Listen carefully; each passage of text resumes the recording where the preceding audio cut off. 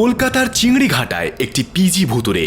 হ্যাঁ, বছরের পর বছর কলকাতার চিংড়িঘাটায় একটি পিজি চলছিল, কিন্তু সেখানে থাকা ছেলেরা প্রায়শই সেই বাড়িতে অনুভব করে চলেছিল একটি অশরীরীর উপস্থিতি।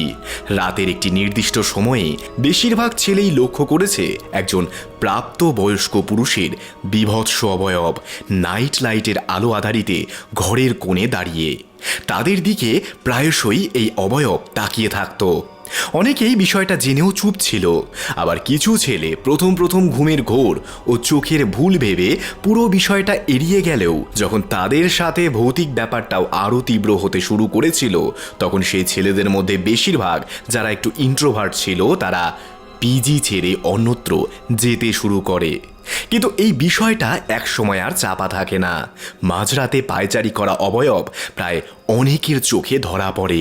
এক সময় ক্ষতিগ্রস্ত কিছু ছাত্রদের অভিভাবকদের উদ্যোগে এর ইনভেস্টিগেশন হলে জানা যায় ওই ফ্লোরেই 2003 সালে এক পিজি মেম্বার গলায় ফাঁস দিয়েছিল।